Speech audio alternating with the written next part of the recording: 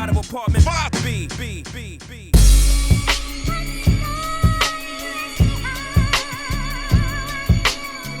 You're now tuned into the Apartment 5B podcast, where we chop it up about hip-hop, R&B, sports, love and life. Hosted by Kill.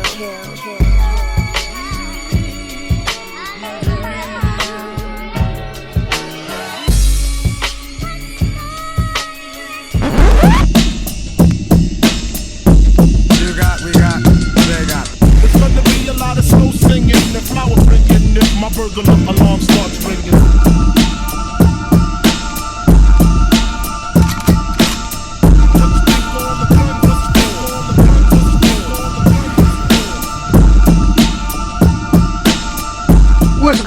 What's good? You are to the Apartment 5 podcast hosted by your man Kill. I got my squad with me in effect as always. I got my brother Vague out of Brooklyn. What's going on, bro? What up, man? Fam, you see the chain back there. Don't make me put it on. We got my brother Rel out of Philly. What's going on, Rel? It's good. Go Birds. Yeah, you see the hat. You see the hat. We got my brother. This is my guy right here, man. Longtime 889 listener, black wrestling host, Where's the Buffy, a million things. When he came on and I just saw the colors, I thought that he had decided to leave where he's been for so many years and come on home. But as I look at it, it's a Tribe Called Quest shirt. But I gotta say, bro, the Kelly Green, man, you like it. You like it. You like it. You like? Yeah, I was gonna say, like you like it, bro. You like it. It matches the shoes. Oh man, that's even more Kelly Green, bro. man. Bro, yo, I can't come out here in Cowboys blue and white and then just be like, I like the colors. Hold on. First of all, because I ain't gonna call you a liar on your own show you lying, but I know that you have a penchant for a certain Jewish designer out of New York, and I know his main two colors is blue and white. And his main, how many low pieces do you got? Blue and white. You could probably see blue and white low right in front of your face. Right, I guarantee it. The first thing that pops is the red right there with the polo book, bro. That's the thing. You know what? Matter of fact, I'm glad I got some low in here. I got some low stuff, nice ironed up. Got the scribble. No blue and white, bro. Now I'm not saying I don't own no blue and white, bro. But if I was, all I'm gonna say is, if I was coming on Where's the Buffy or Black Wrestling, I'm not wearing no blue and white. You knew where you were coming tonight. You knew who the company you was gonna keep. That's all I'm saying. But it's all good. I don't want to belabor it. I didn't know y'all was gonna jump me like this. I didn't know you. It was just a setup. This is set up. I seen it before. They was, yeah, come through you. We got 40s and blunts. It's cool. Like, you know what I'm saying? I knew 40s and blunts. It's all love. It's all love, fam. Please introduce yourself. Talk about Black Wrestling, man. Hey man, IlFam79 your social media choice at Black Wrestling on all social media. Everybody knows the racist guy Terry the Wrestler died a few weeks ago. There are a lot of people that covered it and felt so bad. If you felt like you were supposed to feel, you can come over to Black Wrestling and understand that we don't celebrate racists. There you go. There you go. Enough said. Y'all know me. Let's jump right into it. This week, we are chopping it up about Mass Appeal's Legend Has It rollout. We're going to be talking about the 3 albums that came, the 4 that are still coming, how we felt about the whole, when we first saw it and we saw what was popping and everything like that. We're going to rank the 3 albums that came out, talk about how many mics we gave it, whatever. We're going to try to predict what the next 4 albums are going to be, because it seems like they drop once a month.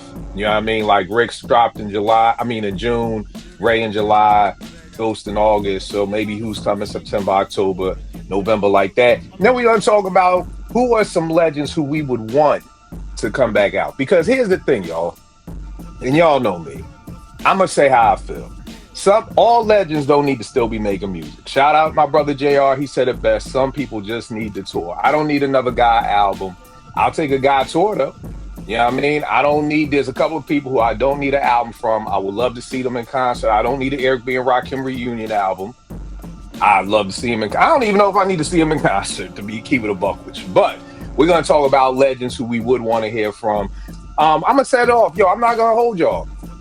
When I saw it and we saw the little billboards and it was like Ray, Ghost, Mobb, De La, Big L, Nas, and Primo, and then it was the special guest. We found out the special guest was Slick Rick. I'm not gonna hold you.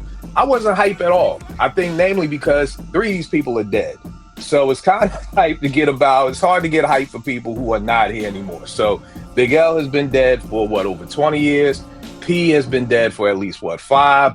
Dave has been dead for at least 2. So I didn't even understand. I've never been a fan of those albums with old rhymes and trying to repeat them or whatever like that. So I wasn't hyped. Ghost had just dropped the album on Master Pill, I swear, like a year, maybe 2 years ago, that came and went. So I wasn't really hyped about that. The Nas and Preem I wasn't hyped about. After hearing Preem and Rock Marcy, kind of got me a little, kind of said, okay, I can listen. I'm a little eager. So I wasn't really hype about it. But Vay, what about you when you first saw this, that Nas was doing it? Well, let me say this. I do think it's dope that he would want to do this. I think Nas is exuding everything you can about hip hop right now, whether it's him putting out his own music, giving some of these legends a label and what they need to be able to get their music out, because some of these artists may not have been able to put music out like that as freely as it is. So I definitely want to salute Nas for what he's doing. Because it's incredible and I think it's dope for hip hop. But Vay, what did you feel about it when you first saw this Legend Has It hoopla? I was definitely interested. I can't say I was hyped because, you know, everybody's older. You don't know what their level of output is going to be. It's unfair to compare them to the younger days, especially their classics. But at the same time, I was interested from the standpoint of they had this big marketing campaign. This stuff can't be whack because this would be terrible. You know what I'm saying? This would be terrible for them to have this big push, and then one by one we like nope. So I had interest in that okay, some of this is going to be good, but some of it, to your point, Kill, Big L specifically, because I already knew about Prodigy, so I knew there was verses. But with Big L, I was kind of like, well, what's that going to be? You know what I'm saying? So right. I was cautiously optimistic, but it was whatever. All right, fam. What about you? Yo, I am snake bit, right? Like, I remember seeing ads in the back of the source for such and such, and then the rumors of a bunch of different collabs. Oh, the commissioner. I didn't believe it. I was like, all right, when I believe it when I see it. You know what I'm saying? So initially, I was like, this could be amazing, but I don't believe it's gonna happen. And shout out to Nas, who's he's doing his LeBron, where he's doing good stuff on the court, but the stuff he's doing off the court is stuff he's gonna be remembered for forever. But now, well, when you found out it was true, and like the first, did that get you more hype for it? Like, you know what I mean? Like, all right, I don't even believe it's gonna happen, but it's like, oh shit, it is gonna happen. How did you feel once you knew, boom, it's really going down? So even then, so they started dropping. I was like, okay, Slick Rick was sitting on something, pause, and he had the little video where he was with the low joint was hard too. The short sleeve rugby. Anyway, and then they did the movie. I was like, oh, this is different, right? And I was like, man, you know what? Nas has been on this run, right? It's like he's been putting his mark on hip hop outside of the music, and at this point, I think he's the engine. He's gonna make all this happen. Right. All right, no doubt. Bro, what about you? When you first heard about it, you was excited, hype, nah? I was cautiously optimistic. Part of the reason why was, you know, at the time, like I wasn't really.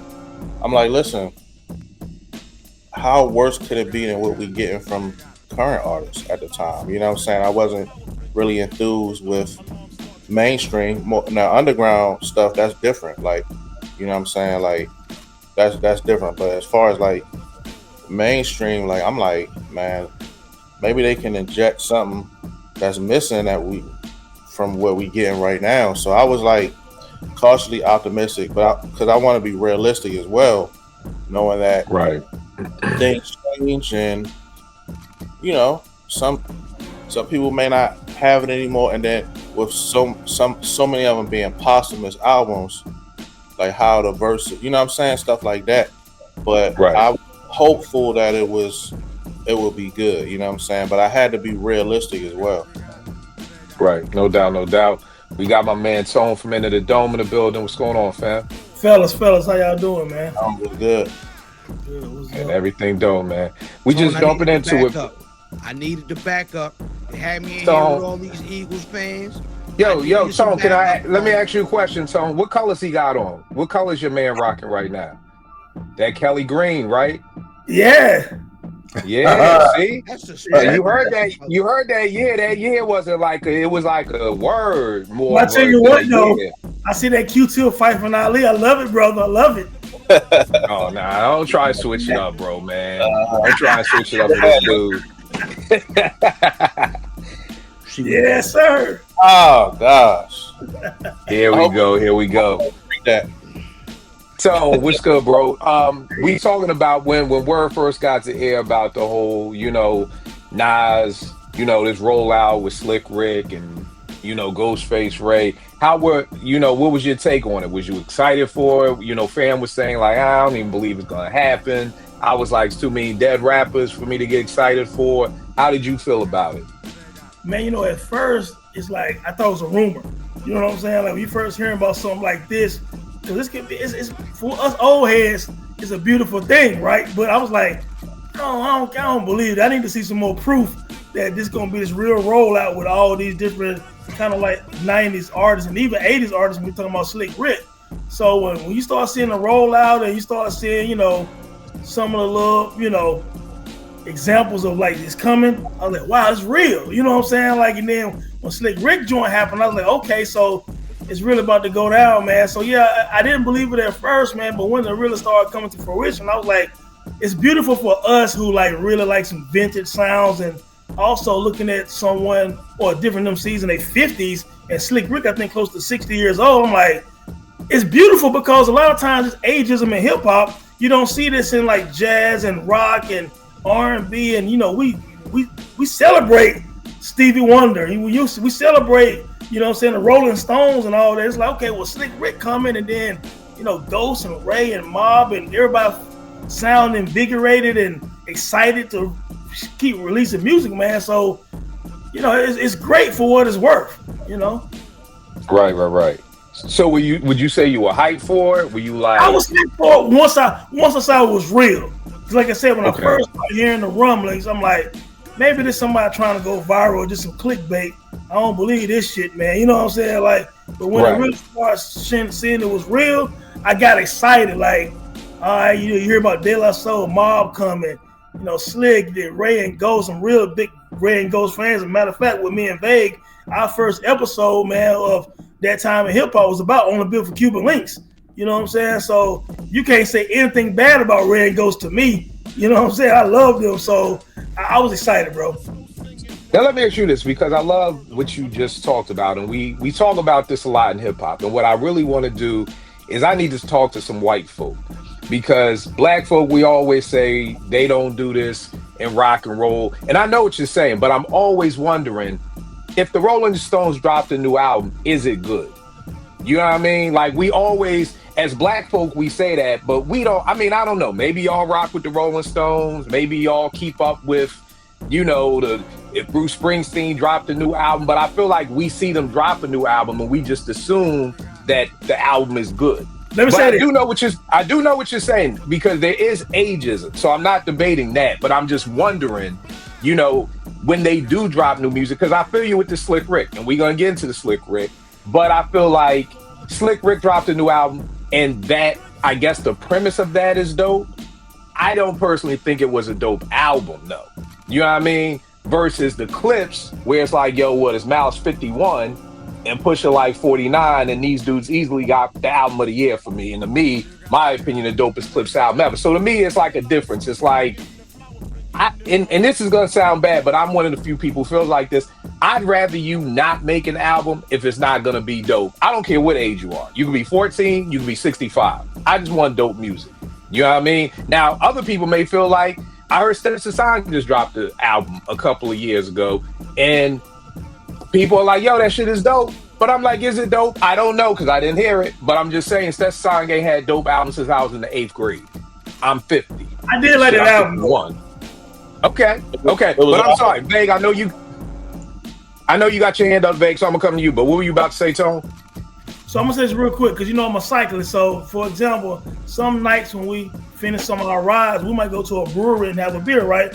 And I'm in the minority, obviously, right, with cycling, right? And some of these different guys like I ride with, they'll say, "Hey man, Bono got a new album," or the Rolling Stones on tour again, but they dropped some new songs, or this 80s rock group got a new project. And I'm gonna be honest with you, man, they be excited about it, and they be like, "Yo, it's dope, I love it." You know what I'm saying? We're going to see them in Connecticut next weekend perform this new album and stuff like that. And they talking about the new music, not some of these legendary rock artists, old music. You know what I'm saying? So I see it up close and personal because I ride 4 days a week in a cycling group. And again, I'm one of the few black dudes that cycle in this big ass club.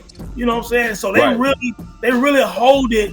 They hold their older artists, to me, different from what I'm seeing. I just left, you know, like I text you, Kill. I was one of my cycling events tonight, you know, was a little late. That's why I'm tired tonight, and I apologize for that.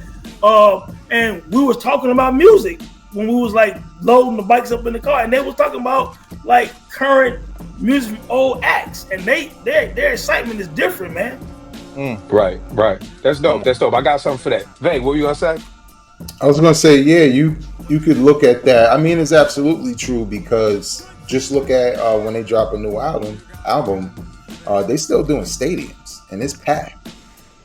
And they're not a part of a conglomerate of people, stars from a certain age that you got to bring together in order to pack a stadium. It's the Rolling Stones, and it's packed for them, as opposed to our artists. And this kind of happened to soul artists also, where you got to put enough of them on a bill and you're still not guaranteed to see them in a stadium, you know, unless someone big is the leading act, like if it's Nas and then all those guys, or and I don't even know if that's going to get you a stadium, but it probably would.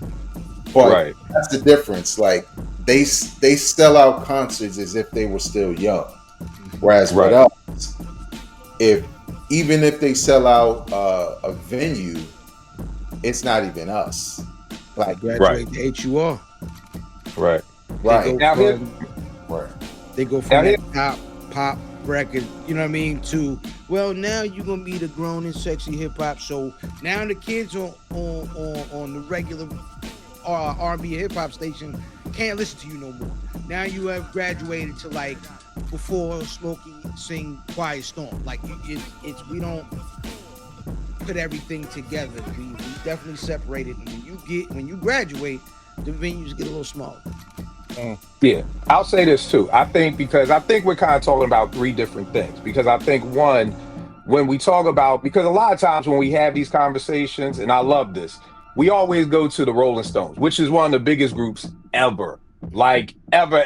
Like I guess the Rolling Stones, I don't know what the equivalent would be like for hip hop. Would that be Wu-Tang? I don't know, but the Rolling Stones have always sold out stadiums.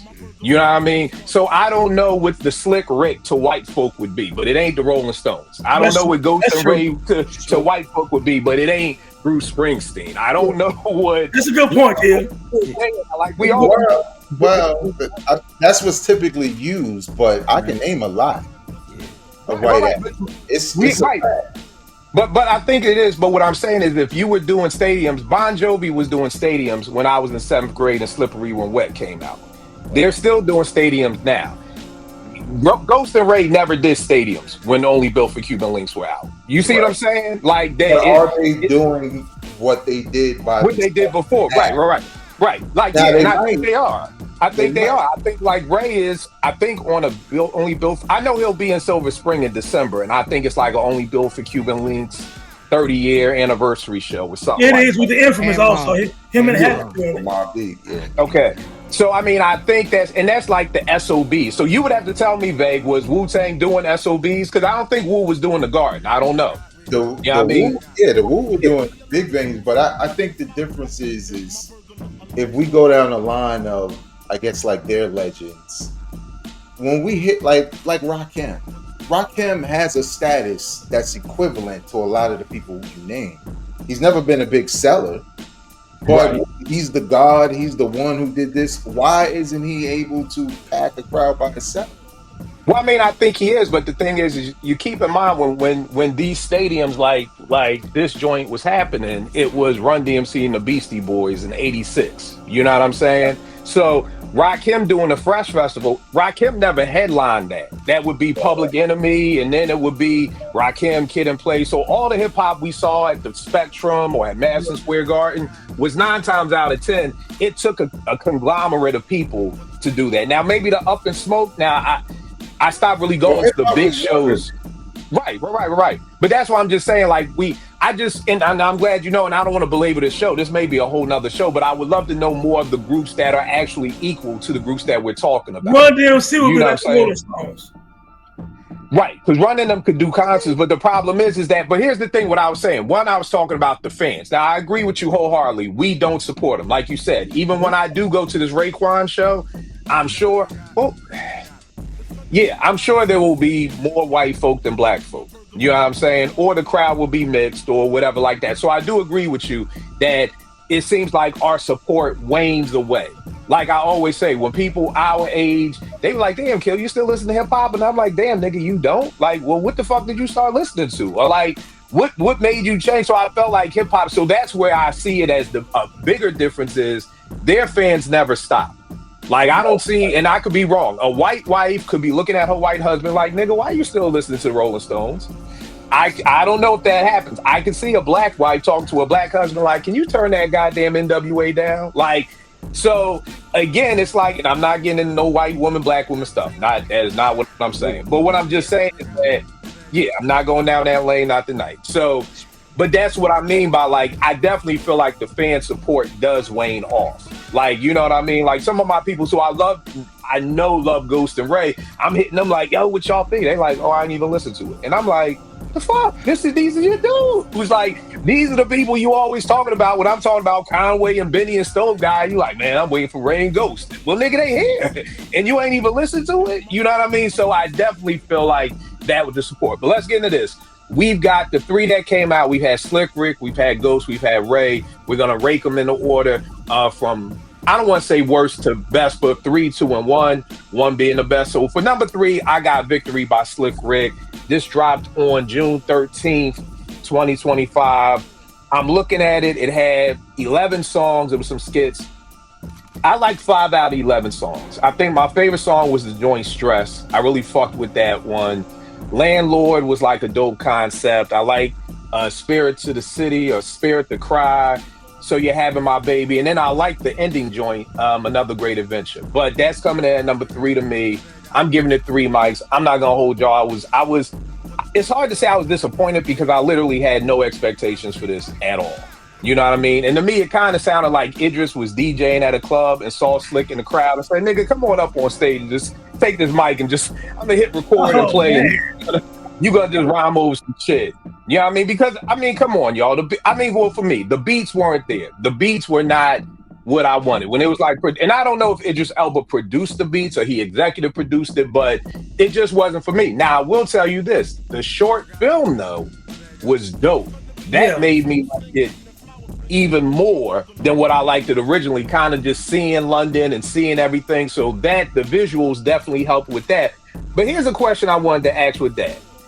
There are 5 songs, no, there's 6 songs that are over 2 minutes.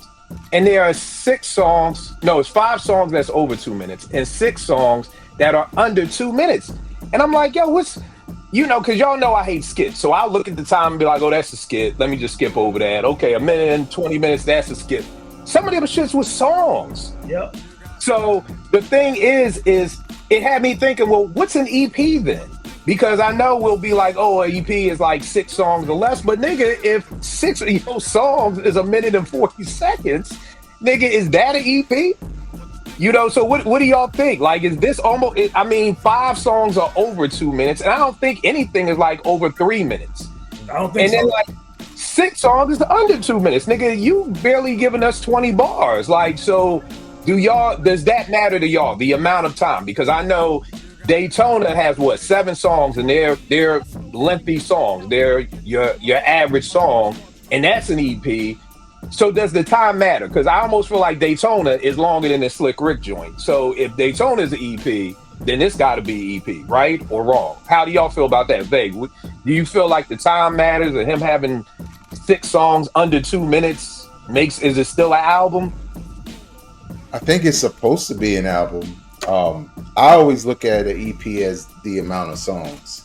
Okay. Like a certain amount, like maybe if it's like 5 or something like that, 7 pushing it. But yeah, to have that many tracks, but have the album still be shorter than something that's actually called an EP.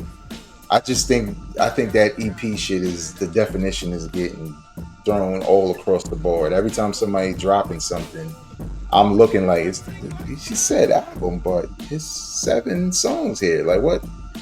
I don't know, Kill. That's what I'm saying. Right.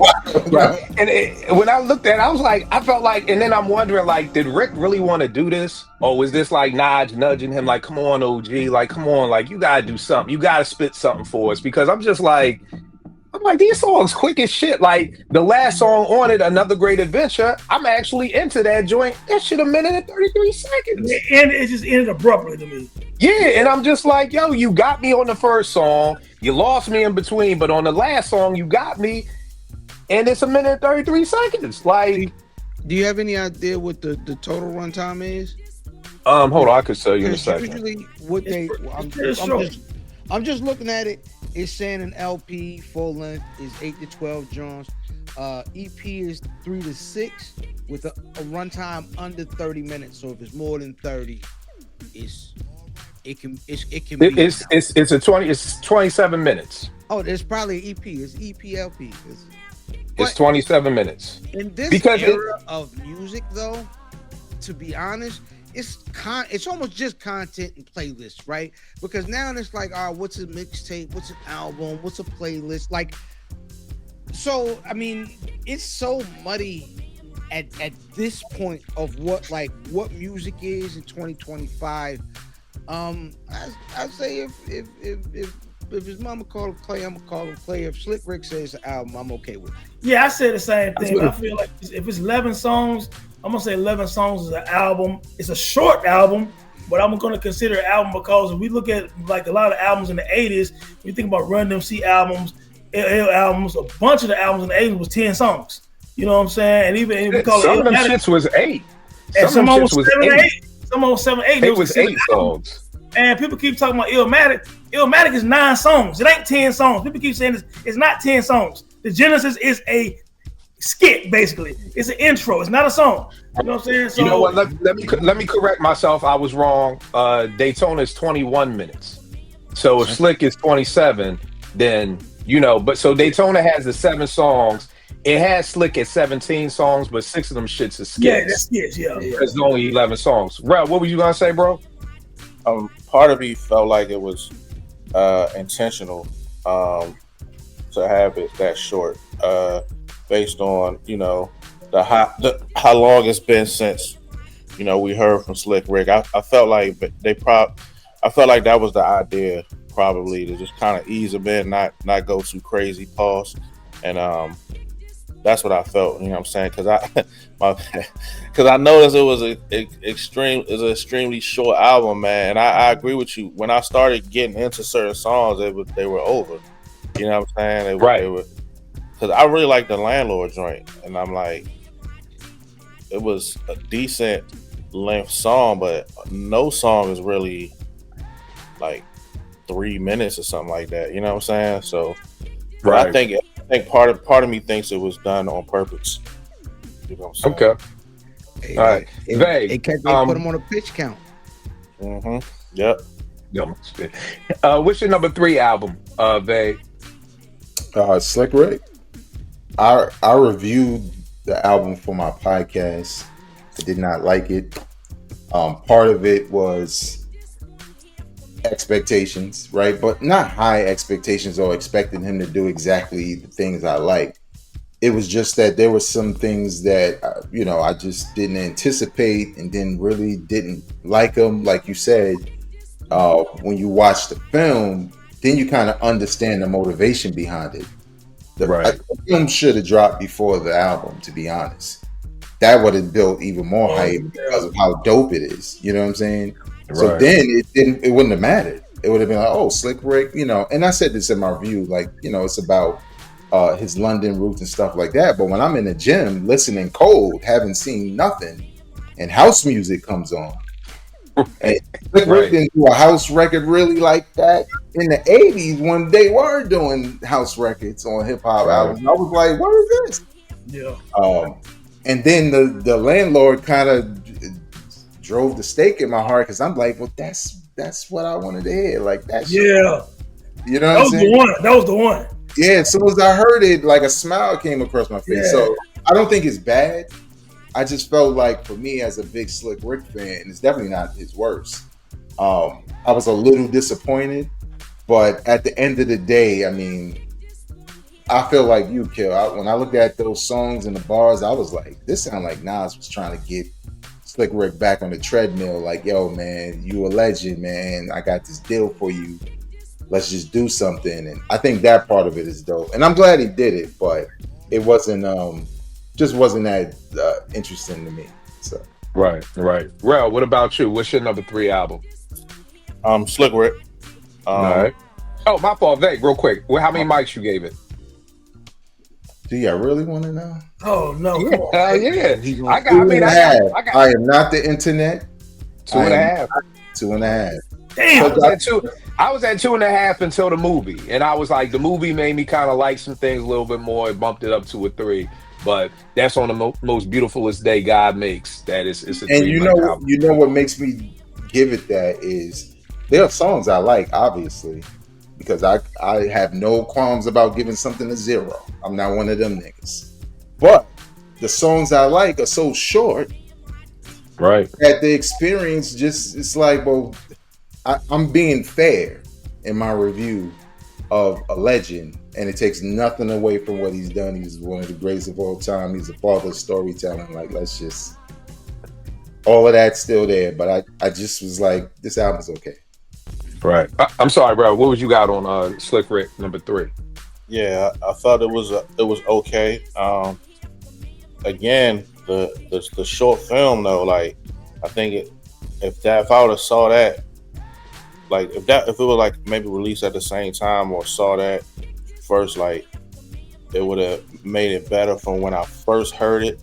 Because I ain't gonna lie, I listened to it midnight. Like I listened to, you know what I'm saying? And I was thrown off a little bit with the house songs or whatever. And then again, like Vegas said, like the songs that I really liked, it was short. Mm-hmm. But I gave it a 3 mainly because the short film just kind of made it dope to me. Like it made it better. You know what I'm saying? The short film was dope. The idea, I wish they probably should have just marketed it like that, like the streets is watching or something. You know what I'm saying? Right. Yeah. That would have been ill. You know what I'm saying? But you know, for the 3 that came out, that's the one I like the least. But I give it a 3 mics. All right, fam. What about you? What's your number 3 album? Oh, he's over there. He's thinking Eagles Dreams. I'm sorry, Tone. What's your number 3 album? Yeah, I think we have a consensus here. You know what I mean? Like, it's definitely Slick Rick, and I was excited to hear it, and it left a lot to be desired because I think the songs was just so like Rail said, the song's so short. As soon as I started feeling the joint, it ended, and it's like you know what I'm saying, the peanut butter wrapped the jelly, man. You know what I'm saying? Like, damn, this peanut butter good. I need some of this jelly on it, man. So it just kind of left something. It left an empty feeling after I listened to the album because I was like, damn, I really want to like it more, and it had some potential, but it just kind of cut short. And maybe Vague right. Maybe Nas was like, Slick Rick one of Nas' favorite MCs. You know what I'm saying? So for him, it's a privilege to have had this relationship with Slick Rick over the years, and Nas was on the art of storytelling and all that back in like 98, 99 and all that, and he loves Slick Rick. So I mean, it might have been some motivation there to to get Slick to finally finish this project, but it was very short, and I think that's hurt. I would give it 3 mics. It has, again, it had potential, man, to me to be better. I thought the production was kind of bland. At first, I think when I listened to it at midnight, the production sounded maybe better than what it was because I was excited and it was late and I was halfway sleeping. Shit. So the next day, about 3 o'clock the next day, I was like, Slick, you should have really got somebody else to do these beats, man. You know what I'm saying? Like, you kind of put me to sleep, man, but his voice and his rhymes and stuff at times really sounded like vintage Slick, man. And he had certain little moments when I was like, damn, that sounds like Slick, man. So I give it 3 mics, man, but definitely it's the third best, obviously, if we talking about what's been released so far. I think most people would agree with us. Right. Fam, I know you was trying to order some Eagle gear real quick, so I assume that's why you had to fall off. But yeah. That is correct. We ran out of toilet paper. And I knew No, kill. He went back to 1995 in his DeLorean when the right were actually relevant. Okay, that's good. All right, that was a real quick trip too. You see, it only took him 30 seconds to get back on. So it was a real quick trip. Been good a lot of them years. Y'all just started. Hey, one of my favorite 3000 quotes. You're only funky as your last cut. You're only funky as your last cut. But what's your number 3 album out the joints?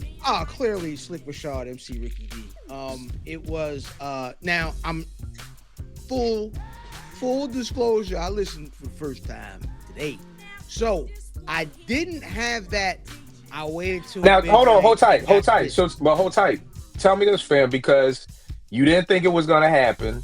It did happen. Why didn't you listen to Slick like when it dropped? Like just stuff was in the way of the shit, or like it just. Because music fights with content. So for me, I listen to music, but I listen to a large amount of podcasts, just all sorts of content that so sometimes things get lost in the mix. And so it was one of those casualties. Okay. And so I'm almost glad that it did because my expectations were 0. It wasn't like I thought it was gonna be whack. I didn't think it was gonna be great. I was like, nothing. It's fine, right? Slick Rick didn't do enough to tarnish his legacy, which made me happy, right? So I floated at 3 mics, and it could have been more, but my expectations, like I said, were 0.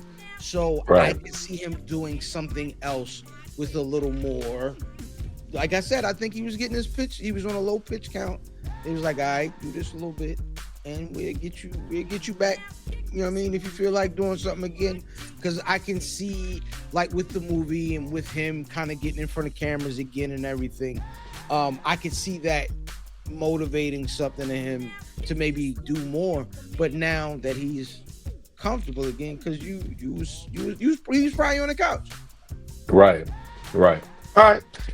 The next joint. This was hard for me because I love the Ghost and the Ray equally, and it kind of came down to which one kind of did more for me. So at number 2, I got Ray with the Emperor's New Clothes. This joint dropped July 18th, 2025.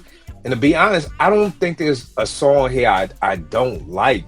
Like, I'm just looking at everything I wrote down, and I love how it sets off with Bear Hill. The beat with Griselda, what is this, Wild Conscious, Concessions or something, I don't know what this shit is, but that beat crazy. The beat for the heavies is crazy to me. I love how they ended with Mac and Lobster with Ghost, you know what I mean? Yeah.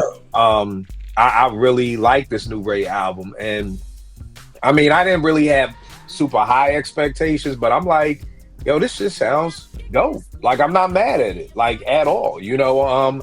I give it 4 mics, man. It's definitely a solid joint. The Slick had me worried about how everybody else is gonna come.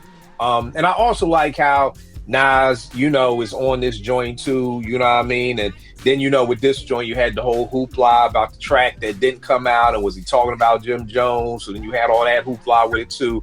But yeah, I'm not mad at this Ray joint. I'm not mad at this Ray joint at all, man. Veg, what's your number 2 album? Number 2 is Ghostface. Supreme Okay. Clientele 2.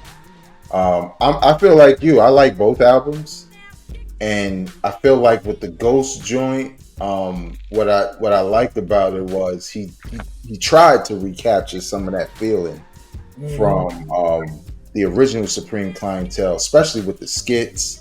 Because typically, sometimes skits could be meaningless, or you skip them after a while. But these kind of fit the vibe. I like a lot of the production. It's not it's different from Supreme Clientele in one major way, and this is probably the reason why I picked it second. Like, I know Ghost can't help whatever's happened to his voice, which you don't hear on every track, because one of the tracks, I think, is You an see old. that, fam? You see that Fam's Network, every time we try to order Eagle stuff, it kind of cuts him out. But we going to give him a pass, y'all. Just keep watching.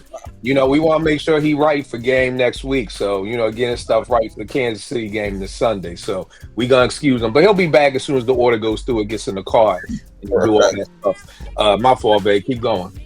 But yeah, I mean, overall, I liked it. I liked, the features. Oh, well, the thing I was going to say is what's different is what also made Supreme Clientele so dope is Ghost was like trying a new style where he was just rhyming words together, and that shit sound ill.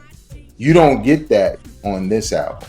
And he said that on Drink Champs, that's what he was doing. He was just trying to rhyme stuff together, but it sounds so dope. Who cared what it meant?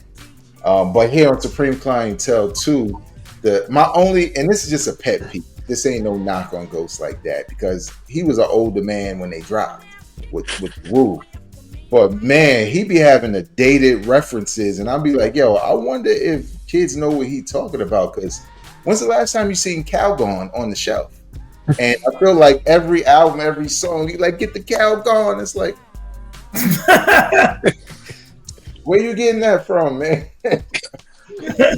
He say Lord of Dunes, I'm in the store like, oh yeah, there they go. They still up here. I don't know if anybody buys some shit. So sometimes that ain't compared to his peers. That's really what I'm comparing it to. But I think that's what I like about Ghost. He's like an older cat, you know what I'm saying? So yeah. I would give it 4 mics also. All right, 4 mics. Fam, everything in the car? You good? You checked out? They said everything was stamped overrated on there. I don't know what happened. I get it. I understand. I'm just making sure you get. I want you right for the game this Sunday against the Chiefs. So I just want to make sure you got everything in your car. Get that 24-hour shipping. I got you. I got a septic line out here. I understand, bro. I understand. I'm just letting the listeners know why you keep falling off the show, because we gotta get you right. Rel, what's your number 2 album, man? Number 2, I got The Green. I got the Ghostface John too. Okay. And it's strange. Like, I really don't have nothing bad to say about it. You know what I'm saying? I could have dealt without a couple. It could have been shorter to me, but the only complaint I really have is something similar to what Vegas was saying. Like, his voice on some of them sound a little different, but that's to be expected. You know what I'm saying? And the flow was a little different from the first Supreme Clientele, which I'm not expecting him to be able to capture what he had. You know what I'm saying? But I guess when you name something part 2, it's always that stigma, you know what I'm saying, of how the first one sounded. But I was pleased with it. It was good. The thing with Ray and Ghost, even when Ghost was like, Ray always appealed to me personally more than Ghost. You know what I'm saying? Personality and, like, I don't know, just the style. Even when, Ghost is the most successful solo Wu member, you know what I'm saying? But I always, Ray was always that one. But with these albums, it's very close. But I'm gonna go with the Ghostface one as number 2, and I'm gonna give it 4. All right, no doubt. And it's funny because I told somebody that I said I feel like these 2 albums, it just comes down to who you personally like better. You know what I mean? I like Ghost better because to me, there's no right or wrong answer with these 2 albums. Fam, what you got up for the number 2 album? Number 2, I went Ray, and it had nothing to do with quality, right? Like we're all saying. There's not a song I do not like on this album. It got play after the clips came out, right? Which to me said something. Like it had staying power after that Clips album. And it really got me excited about what was to come. And even if y'all remember that Ghost got pushed back. That Ghost had another date, and then they were like, nah, it's not coming out here this Friday. And it got pushed. And once again, I was like, they not coming out. And then with what he called, with Ghost called his, I was like, I didn't believe it. But with this Ray, we got it, and we knew it was Emperor's New Clothes, and it was already mostly done when I had first heard about it. So that was the one album out of all of these that I knew was already on the way. I had already seen him doing interviews talking about it, and then talking about the Purple Tape Doc coming. And this is the one album I did believe, I had expectations for, and I was glad he didn't like call it like only built for Cuban Links 3 or something. He had something to say. He had it's just a real solid, like more than solid project, because solid almost feels like it's disrespecting it, but it's a real complete project that, with the expectations I had on it, still came in and satisfied me. I got pause. It was four mics. 4 mics. All right. Here's the thing. So I'm about to come to you, but I'm wondering one thing. You know what? I'll wait till next go round. Tone, go ahead. Who you got for your number 2? First, let me say, man, really happy for both of these guys, man, to come at this point in their life and they 50s, man, and still sound invigorated, and still sound like they love hip hop and still love making these albums. Maybe Slick Rick was forced to do his, but it sounded like Ray and Ghost both had energy and wanted to do these albums. You know what I'm saying? Nobody had to put a batter in their back to do it. You know what I'm saying? So I'll go with Ghost with the second best. But let me say, like, I love both albums. Ghost, the reason why I would have Ghost at 2 is because I personally thought it started off very, very strong. And I thought a few songs kind of in the middle, kind of at the end. Not that I didn't like them, but thought they was good songs. They just didn't hit me the same way the first like 5, 6, 7 songs hit me. You know what I'm saying? But I did like the skits. I felt like he still tried to show some of the energy of the first Supreme Clientele. And it's always hard to name something part 2 when part 1 was something like fantastic. Like Supreme Clientele kind of saved Wu-Tang. You know what I'm saying? Like to a degree, Wu-Tang was kind of starting to fall off when Supreme Clientele came out, and it kind of elevated them again. You know what I'm saying? So, and I don't know if they had a project better than Supreme Clientele after that. You know what I'm saying? So the Carter Part 2 is a big deal, man. And I thought that, now again, when you guys talking about like his voice on certain songs, how he sound on certain songs, well, some of those songs, you got to look at, some were new and some were like 15, 20 years old. He talked about that in several interviews. So I didn't know that. So some of the songs are old? Yeah. Some of the okay. I didn't know that. Yeah, there were several songs on Supreme Clientele 2 that were literally recorded back in like 2003 and 4. You know what I'm saying? So, and then there was some of those more recent songs that he recorded over the last year or two. So that's the difference in some of the songs, you know what I'm saying? Like how he sounded as far as his voice and flow and energy and stuff like that, man. But I thought it was a good album. I'm gonna give it 4 mics or 4 stars or whatever, because I rolled to it again like a week ago, and I was like, damn, man, this, even though I thought it kind of slowed down some at the end a little bit, I'm like, this is a damn good album. So I wasn't mad at all. I'm real happy for Ghostface, man. And he seems like he's happy talking about it. Right. That's what's up. I'm going, well, of course, my number 1 is Supreme Clientele 2. The Ghost, this dropped August 22nd, 2025. So like I said, they seem to be dropping every month. At first listen, I was like, second listen, it got better. By the third listen, that's when I really was like, okay, I kind of rock with this thing. Tone, I agree with you wholeheartedly. I feel like the only time when rappers do this is when they're dead in the water, and this is the only way to get people excited again about you. You know what I mean? Is you got to say Reasonable Doubt 2 is coming. You know what I mean? Because like, you got to say Do or Die Part 2 is coming. It usually happens after you dropped other albums and the fans weren't feeling it. So to get the fans buy-in, you got to say Supreme Clientele too. Because like I said, Ghost just dropped the album a year ago on Mass Appeal, and it didn't do anything. It didn't move the needle at all. So I think it was like, okay, to get them hyped, we're gonna have to call it this. But before I go into my review, I want to know around the room.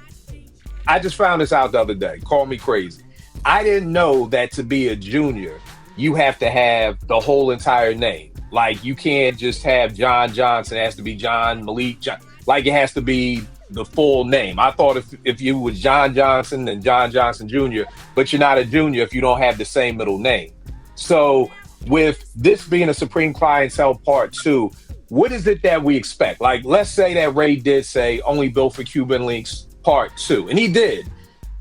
And he was talking about cooking coke again on some of the songs, but is that what we want from it? It's like, do you have to do the same thing that you were talking about? Because for me, y'all know me, I think Jay-Z's at his best when he's talking about selling drugs, Reasonable Doubt, American Gangster. So if I hear Reasonable Doubt 2, that's what got me hype about American Gangster. Because by that time, I was like, whatever with Jay. But it's like, nah, he doing the soundtrack for the Denzel joint. So I'm like, oh, he could talk about coke? Oh, okay, bet. I'm in. Like, because that's why I feel like Jay's at his best. He can do all things great, but I think he's his best at talking about coke. So let's just say Ray never did Bill for Cuba. Oh, let's say this. Mobb does the infamous Part 2. Prodigy's still alive. Infamous Part 2. Do we want them still talking about Queensbridge? Do we want them, or for Supreme Clientele 2, do we want the same producers? Do we want, okay, you got to get Juju again. You got, like, what do y'all think is going to make it? Does it have to be like the junior? Do you have to have the whole name? Like, do you have to be talking about what you was talking about? Do you have to? A great example is Red's Muddy Water Part 2. This new Red album that I like is just long as shit. Really has nothing to do with Muddy Waters Part 1 at all. You know what I mean? But Vay, real quick, what do you think? Like, for you, for something to be Part 2, if Nas does Illmatic Part 2, does he need to have the same lineup as the producers? Does this nigga need to be back in Queensbridge? What do you think a Part 2 has to have for you? I think it just has to be a continuation of whatever that vibe was. So it doesn't have to be the same thing. Films aren't that way. Star Wars versus Empire Strikes Back is two different movies versus I was gonna say the Jedi Return of the Jedi. Three different movies, still part of the same story, still same characters, vibe but different.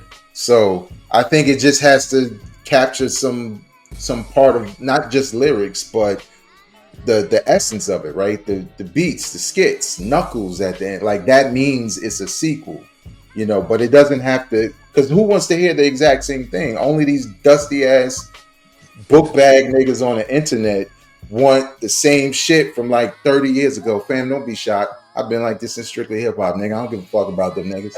But I'm just saying, like, why would you want the exact same thing when you know that's almost impossible? You know, right? But the thing is, I'm wondering, like you said, the same cast of characters. So I'm thinking Rocky. We get Rocky every time he just has a new enemy to fight. Right. You know what I mean? So like, for an album, how does that work? So like, when you're talking about the vibe, so okay, only built for Cuban links. They're kind of talking about cooking coke. They in the projects, you know, politics, ditto. You know, so is that like, is the vibe still the same to some extent of what you were doing before? Like, if Ray could Ray come out talking about, yo, I'm a 52-year-old man. I take my son to school. I'm with my grandson today. You know, because that's not the same vibe as only built for Cuban links. In fact, it's totally the opposite of it. You know what I mean? Right. So when you say the vibe, does the vibe have to, like, okay, we in a grimy vibe? Because like I said, if Jay said right now, Reasonable Doubt Part 2 coming, nigga, you better be talking about drugs. I don't want to hear about $1 billion. I don't want to hear about you owning an island, nigga. You sold me Reasonable Doubt Part 2. I want some shit. It don't gotta be the same like American Gangster. If he named that Reasonable Doubt Part 2, I'm not mad at it. Because to me, it was the same vibe, different beats, different producers. It was there, but it was the same vibe, same cast of characters. I'm Jay. I'm talking about the Haven. You know, fuck the Haven for Caven. You know, so I would have been mad at American Gangster being Reasonable Doubt Part 2 because same characters, same vibe, but it's not 96 boom bap. Let me add a little detail, because I know what kids say vibe. That shit is whatever you define it as.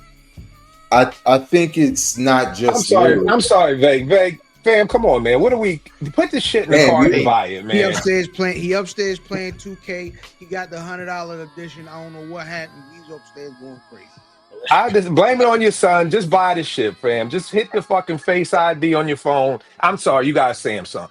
Do whatever y'all do on it and buy the shit and let's go. But my fault, We'll babe. What you find out in saying? 2 years what we do on the Samsung. Oh shit. Oh god. Nah, I was just saying, like, when I say vibe, I mean it's more than lyrics. Like, what I like about Mhm. Rizzo is more than the lyrics. No. You know what I'm Right. saying? It's the types of beats he chose. You know what I'm saying? It's Right. the features and stuff like that. So with Ghost, it's the lyrics, it's the hypeness of it. Because Supreme Clientele had a lot of, like upbeat feelings to it, even when the beats were slower. The skits, it's Mhm. all those things like Muddy Waters, right? Like he really Right. captured the formula of that album. Yeah. And then the lyrics can be a little bit more advanced, but the formula is still the same. It just doesn't work for everybody. Like Right. like AZ Right. didn't work Right. for that guy too. Oh. Bro, what about you? Would you be mad at if American Gangster was Reasonable Doubt Part 2? If Jay would have said, hey, this is Reasonable Doubt Part 2 and you got American Gangster, you mad? No, and I think that was the perfect example because the vibe and because Reasonable Doubt is almost cinematic in the way when you hear it, and so is American Gangster. Absolutely.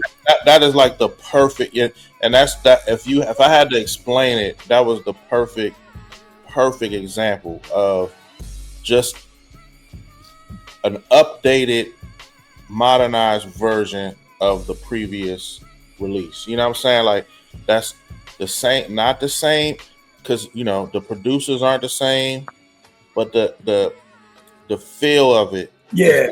You feel what I'm saying? And Yeah. the lyrics are more advanced and updated, but you can look at both albums and see like, okay, this is updated.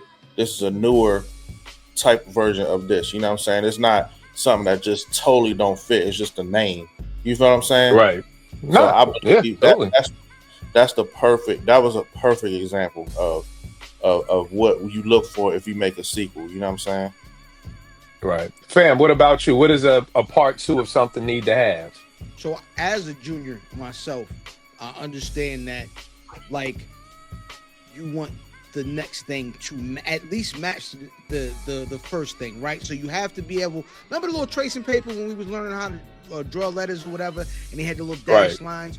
You need to be able to connect those lines to be able to call it. You need to be able to draw one line from that one to the next one. It does not have to be the same exactly. Michael Corleone in The Godfather 1 is not Michael Corleone in The Godfather 2, right? But it's the same universe, and as long as I can draw that line, and I feel like Supreme Clientele kind of speaks to that because of the feel, quote unquote, and then he did some of the things like the callbacks, the knuckles, and you know what I'm saying, skits in general, which are non-existent in 2025. I think Red kind of did that too, but yeah, I think you just have to be able to draw a line from the first thing to the second thing. All right. And Tone, what about you? What does a part 2 need to have? Yeah, I really honestly believe it's a combination of everything you guys already said. You know what I'm saying? It's just matching the vibe, matching the energy. And again, if a certain album thing was a certain amount of skits and stuff like that, then you keep that in part 2. You know, you want to keep that continue. Just like what Ray did on Bit with Cuban Links 2, when it came on the way Cuban Links 1 went off. Like North Star in the background. You know what I'm saying? So North Star was kind of playing in the background. You still had to do, hey man, you look good, baby. You know, the little jive guy, you know what I'm saying? You still had him as part of Cuban Links Part 2. So you still got the energy of Part 1. Yes, the production and all those, it's not gonna feel the same, but it does still seem like a sequel. You know, it does feel like another part of that movie, because you know we always talk about Cuban Links feels like a movie. Well, Cuban Links 2 still felt like a sequel in terms of a style of a movie. And you think about a lot of sequels don't work in hip hop, but some do. Carter 2 work. You know what I'm saying? Certain albums work. You know what I'm saying? So I felt like, I don't know if Supreme Clientele 2 necessarily worked called Supreme Clientele 2, but I'm not mad at it because I do feel like he gave an honest effort and still kept some of the vibe there with the skits and some of the characters and stuff like that, man. So it definitely didn't fail, you know what I'm saying? But it's hard to reach because that part one was so great. But I still feel like to have a sequel, you still got to match some of the energy, whatever that means. You know what I'm saying? Right. The one thing you were saying, Tone, the one thing you were saying, Tone, and I think is the reason I believe he called it Supreme Clientele 2, is he was using joints from Supreme Clientele recording sessions on like whole records. And so I think that may be the reason he felt safe enough to be like, well, this is what we was on then, because this is what we was on then. That's a good point. What show is he on? Because that's amazing to me, because the album to me kind of fits. So for you to tell me some of these songs are new and some of them are old and I couldn't tell them apart, like Ghost got the old Ghost voice. I ain't gonna say isn't holding up, but it's heavier and raspy now, right? And remember, Ghostface, he was in a higher register back in the day. All the joints that you hear that sound like old Ghost it's old Ghost. Yeah. So tell me this. So when y'all heard it, before y'all saw the interview, y'all could tell some of these songs are old or something is off, or some of them sounded old to me. Like some of them, some of them sounded old, but I didn't know for sure. I just felt like some of them, like that shit probably was recorded a long time ago. He been sitting on it. You know how it is as a producer. You probably got some beats you might have made 15 years ago. You sitting on the right MC come through. You might be like, let me give him this cat this joint right here. So, but when you're saying whole songs, they were already recorded. So it's not just a beat that was sitting and Ghost was like, yo, pull out that beat from 20 years ago. The whole song was recorded. That's the way I heard it. If y'all heard some people, let me know. But I think the way I was hearing it was some of those were complete songs that were old. All right. No doubt. I mean, similar to Ray, there's not a song on here that I can really say I don't like. Yo, I love Rap Kingpin. Like, I love that joint. And the funny part is when it came out, I didn't like it. Because, the bougie nigga in me was like, open my melody, and then you're going to put that, that's whack. Yo, I love that shit. I got to work today and was setting up the office blasting that shit. That's hot, man. Wow. Yeah, I love Rap Kingpin. My favorite genre here is what Soul Thing with Driz and Ice and Reek the Villain. To me, that beat is crazy. What I really love is him rhyming over these break beats. Like I think that's what I didn't like at first. At first, listen, I'm like, it's kind of lazy, but I'm like, that's Ghost. That's what Ghost does. You know what I mean? So I love the rhyming over the break beats. I love the Zoom joint with the Lionel Richie with the Commodores joint where he just rhyming over the whole song like Ghost do. That's how you do. I love the concept joint at the end, You My Friend, with Meth. You know what I mean? I'm like, that's a dope-ass concept. Yep. I love the trial joint with Jizza and Meth and all them with the trial joint. So there's really nothing. I mean, I give it 4 mics. Like, I mean, I'm not mad at it. This ain't like the 5 heartbeats at the end when they at the picnic and they all trying to dance and they bumping into each other and everything. Like, yo, both Ray and Ghost. To me, for you to say Supreme Clientele was 95 and it's 2005 and these two boys just dropped 2 4-mic albums, you know what I mean? That's a lot to be said, you know what I mean? So we know everybody else, I think, except Fam is Ray's album. So Vague, talk about Ray's album and why that came in at number 1. I think it was the same difference for me with Ray that it was for you with Ghost. Like when I first heard the Ray joint, I was like, oh yeah, this is alright, because not too long before that, I did a ranking of his albums. So I went back in his catalog, and he has way more good albums than bad albums. It's like it's a mobility, and then that's it. So when I heard this, I was like, oh, it's kind of on par with albums that I've heard from him. But the more I played that joint, I was like, nah, I really like this. And I think Tone said it. There was one point where it was all clips all the time. That's all I was listening. I was listening to nothing else. I didn't care who dropped. I would listen and I'll go back to the clips. Yeah. I was going back. I was going Ray clips.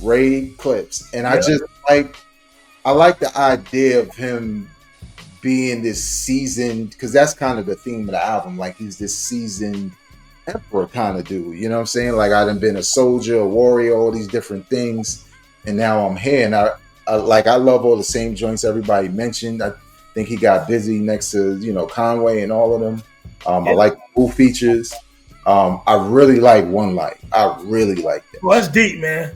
They just put out a video for that. It just felt like you say sometimes, Kill, like a dope contemporary hip hop, but it's Raekwon. And the only thing that I skip now, and maybe not all of them, maybe I don't skip the first skit because I feel like it fits. But when you like Officer Full Beard, like I'm not laughing. Like it's cool, I get it, but it gets skipped. And I don't mind skits at all. But I just feel like the vibe of his album was something else, and I think he felt like he wanted to throw some of them joints in there. But nevertheless, it's still my number one out of the three, and I give it a 4 also because I told you, like Ray and Ghost, I like them both for two different reasons, and and Ghost is my favorite, but as far as like out of the woo, but yeah, I just thought it was a dope album, man. And again, to pull me away from the clips at that time. Yeah. I ain't gonna hold you. It pulled me away, but then the clips pulled me right fuck back in. Like it was a quick pull out.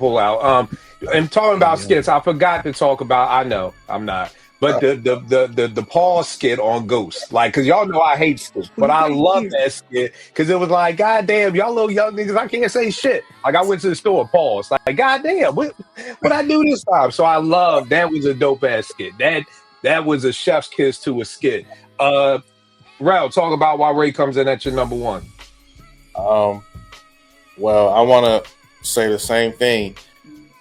It took if it makes me be able to not listen to something besides the clips at that point, that's saying something, because it was clips 24/7.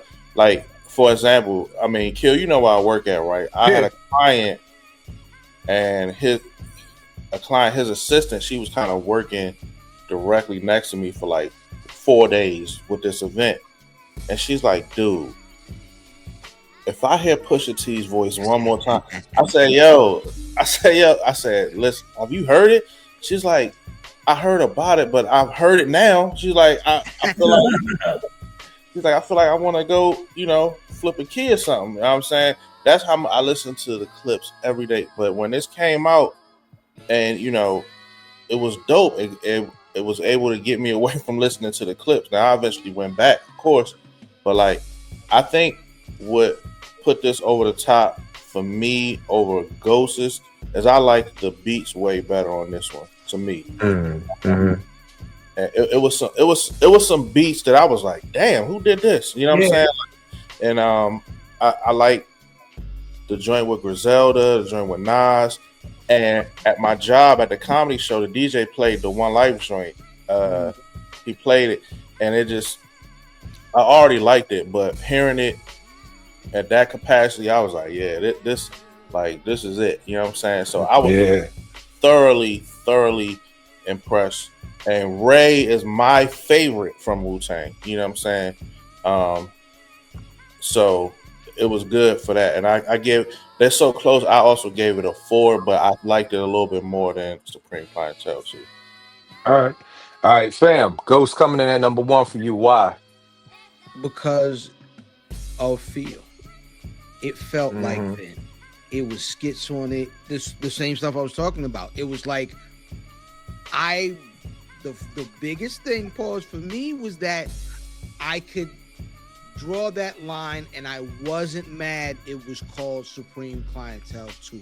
Like, because we've heard the sequel album, and we get there and they was like, oh, this wasn't what we was at. You go ahead, you could have kept whatever it was too.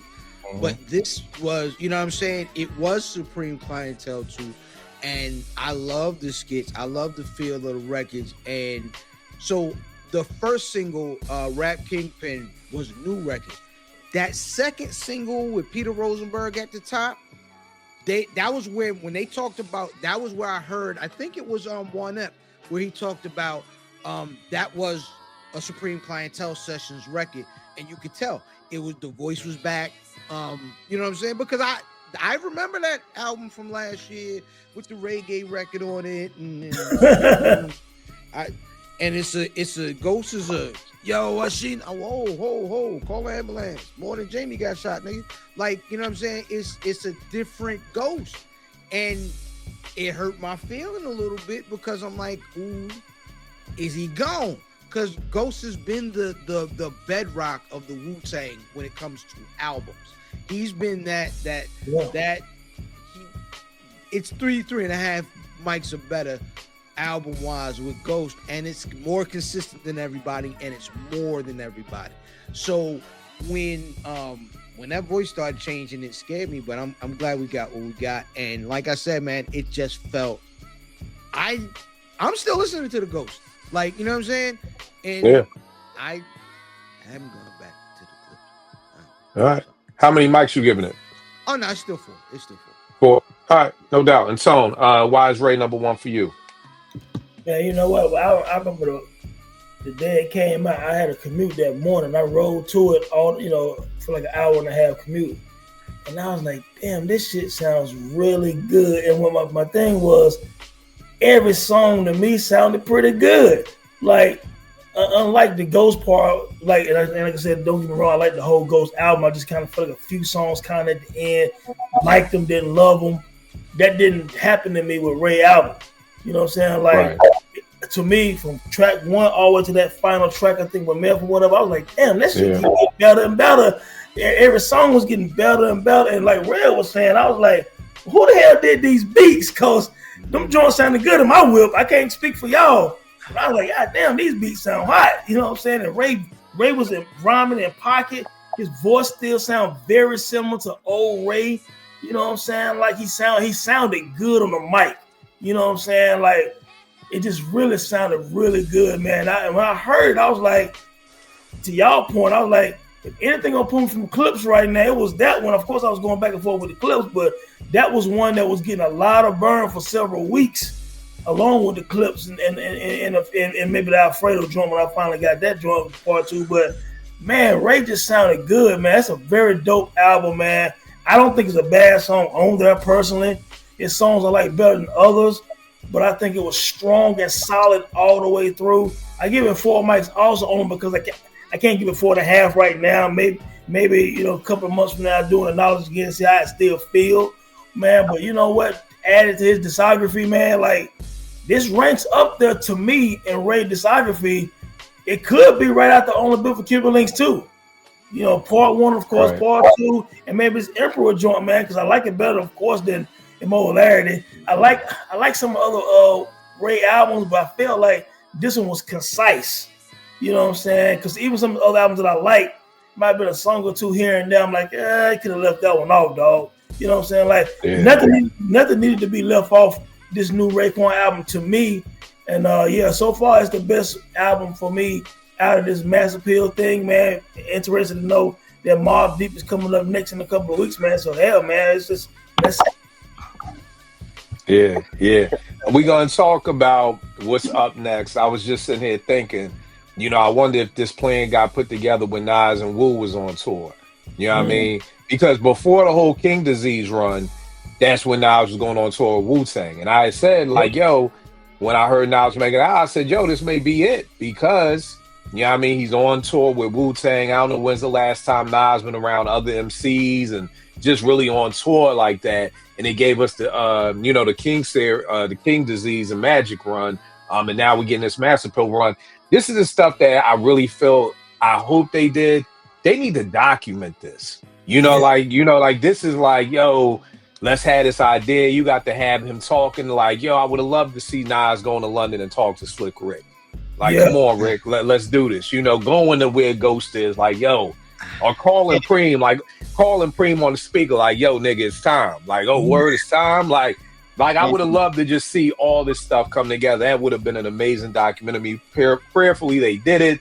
But if not, please let me executive produce it, my niggas. I just came up with the idea if y'all ain't happy, so let's make it happen. But Ray just talked about it.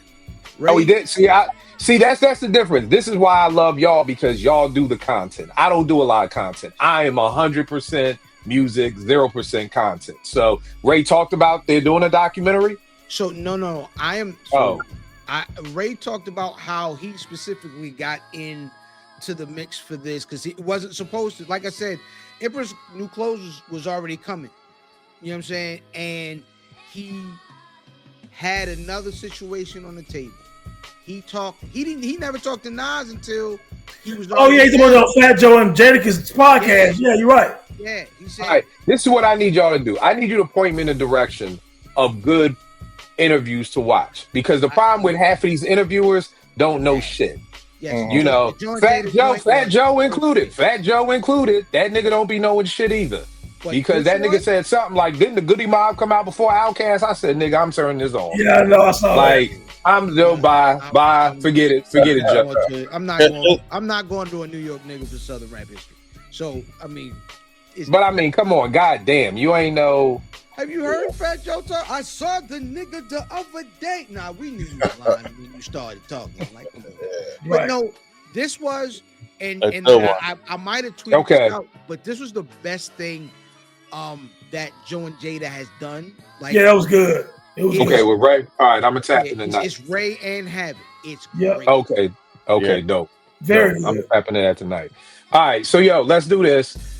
Next up, we got the Nas and Preemo album that we've been waiting on since like 1995, really 2001 when they was on the Scratch magazine cover talking about it. So this album is like 24 years in the making.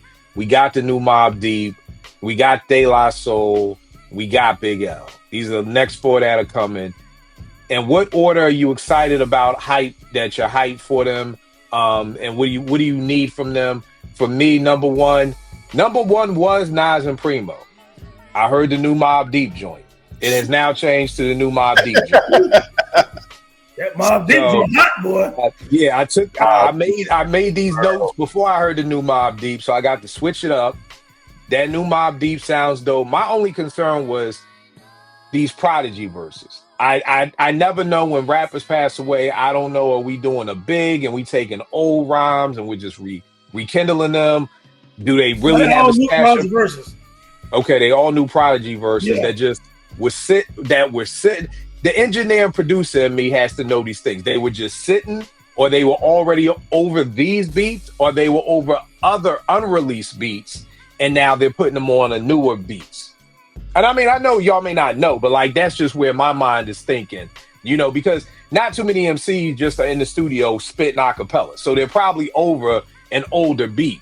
You know what I mean? So I'm just wondering if this beat that just dropped, is this beat from 2018, before he passed, or did they just strip the vocals from that and match it up to a new beat? But I got Mobb Deep, Nas and Preemo, De La, then Big L. You know what I mean? I got the same feeling about De La, like where the same exact questions I had about P. And it's the same questions I got about L, because I would probably say Big L, I think past the 1998, I'm sure we've heard every Big L verse. I don't know if there's any 99. I don't know if there's any more Big L verses that's just been laying around for the past 26 years that DITC ain't touched, his family ain't touched, or Finesse ain't touched. So, and again, with Dave, I never looked at De La as that type of group. Like, they just always in the studio recording. So I just don't see De La having. Now, I will say this. I'm hoping, because I don't know if y'all remember, a while ago, there was supposed to be a Preemo and Pete Rock produced De La album. Yep. So I don't know if that was ever recorded. So I'm almost like crossing my fingers like, yo, could this be that? But I feel like, fam, like, I don't even want to believe it. I don't even want to get hyped for it. But now, if you tell me that De La is the Preemo and Pete album that was done like 15 years ago, that's going to have to jump Mobb Deep in a game of checkers, and then De La is going to go to number one. But that's kind of like what's going on. Vague, what is your how you would want them to come out? And I almost feel like I'm going to get this Nas and Preemo last. I feel like that'll probably drop in December, because if they're doing them every month, it would only be 4 more months. So it'll be like November. But I feel like that's going to be like the creme de la creme, because that's what we've been waiting on for so long type thing. But what order do you want them coming out if you could pick them? Like you said, man, and I heard the new Mobb Deep song. There was a show where Big Noid and Havoc previewed another Mobb Deep joint. And then there was a show, I think Alchemist was there, and they played a different one. It was all snippets. All of them shit sound crazy. All of them. So I'm like, Mobb Deep is number one. Oh, hold on for a second. Did you really change your Hold clothes on, on son.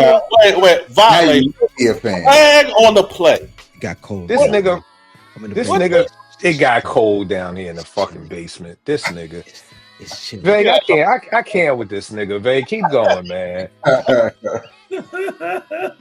Yeah, Mobb Deep is definitely number one for me. Number two is probably De La, to be honest, because of the reception from the hip hop audience of that last album. I get the feeling they were trying to fix that. You know what I'm saying? And De La don't really have like bumps in the road like that. Right. That anonymous nobody was a motherfucking Philadelphia pothole right there. Yeah, it was like, what group is Am I this? the only person that likes that Snoop record? I love the single. I don't even that shit that with Estelle, was that the single? No, gosh, what was the name of that? Because I know that one actually got nominated for a Grammy, and I was like, yo, what the fuck? That's when I knew the Grammys was bugging. I was like, you nominated this record? Nigga. Y'all just be picking shit out of a hat. Y'all be playing spades to nominate shit, though. To be honest with you, bro, I don't even remember it. I don't remember that album. I remember Future having one of the dopest verses. I remember Future having one. No, 2 Chainz had one of the best verses on there, and I was like, "Oh, I give up." When 2 Chainz has the best verse on a day live with Pasta News, fuck it, just throw in the towel, just call it a day, y'all. Just tour. Real. This is what I'm talking about. Just go tour, and me, myself, and I, and Buddy, and all that. Say no go, nah. So you got Mobb, then De La, and then what's your next joints? Then probably, because what is it, 4 left? Then probably Nas and Primo and Big L for the same reason you mentioned. But I feel like one thing that needs to be understood for the audience watching, artists are making music all the time, and there are legal reasons why you may not hear a whole album that was done here or a whole album that was done there. It's not because they don't want to use it or they don't have ideas like this Mobb Deep thing, because why not? Like, it felt like it could have happened before, but I think it had to happen. You know, maybe there was some rights that needed to be settled with the estate in order to use Prodigy. Even if him and Havoc were working on the joint together, I believe like maybe there were older beats with certain verses, and you may hear them now and feel like that one kind of doesn't work now, or it throws off the vibe of the album, which is typical when both are alive, right? You may record something early and feel like, damn, that one was hot, but everything else we created has a similar vibe, so maybe we change that up or leave it off or whatever. But with Big L, to your point, I can't imagine, like, I'd be happy to know, but I can't imagine there's like a Big L album, you know, sitting somewhere in purgatory and it's not coming out on Rock Nation or whoever owns Rockefeller now when that was the deal. But remember who put out that the last Big L was a raucous record. So I don't know what his rights look. His rights could be weird. It could be some stuff like you were saying, sitting in limbo.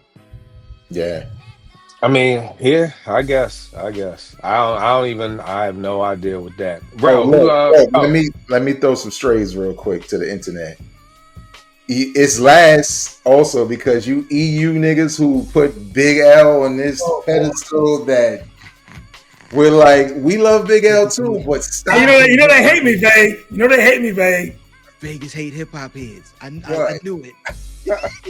Yo, here's the funny thing. Like, niggas was like, yo, why you hate Big L so much? I'm like, nigga, I got a fucking Big L statue in my studio, nigga.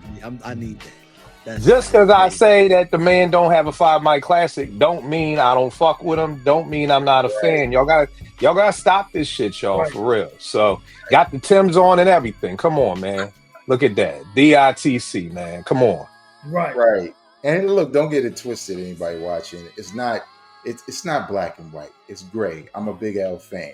Right. But I've seen things on the internet that just weren't real. I had to tell a dude before, nigga, I was boots on the ground in New York City. He did not fan? burst the mixtape game. You had the fan? Okay? I was there. You had the fan? What'd you say? You had the fan? Yeah, I had everything. You on the Curry ground? curve, though. I had everything but a curry curve. Well, you know what I'm saying? Like, Nah, I feel you. I feel you. from Big L, but you know, let's just calm down a little bit. That's all right. Bro, what's up with you? We already know what your order is. We already know what your number one is. So we don't even need to play that game. So just after Mobb Deep, who else do you want to hear? Don't do that. Nas, of course. De La, and then Big L. Why did they let me hear that Mobb Deep song? Like, why? Like, why? I have no idea. Why? Do you know, like, people that watch Apartment 5B know my relationship with Mobb Deep. So you already know when I heard that, I'm just like, all right, take my money. I want the vinyl. I want right. So you know, that's the next. So that's the next one that's dropping. They've given a date for it, or October. Yeah, October Okay. 10th to be exact. over 10. 10-10. Okay. All right. That's homecoming. That's homecoming, Vague. You coming down this year? Yeah, I'll be there. I guess I gotta wear like my Carhartts and you know just be Queensbridged out because that's all I'm gonna be listening to. You know what I'm saying? Right. Right. All right. No. That's worries me about the Big L thing is the one that the big picture, that one. I think that's like that was the I felt like that was the best you can do with a posthumous album. Me too. You know what I'm saying? Like you don't get no better with what you had to work with than that. It was shit was crazy. It was very well produced. Yes. The features fit everything. It was great, and I don't know how they're going to recapture that. You know what I'm saying? But we'll see. You know what I mean? But that's my order. That will be the last one because I have no idea how they're going to pull that off.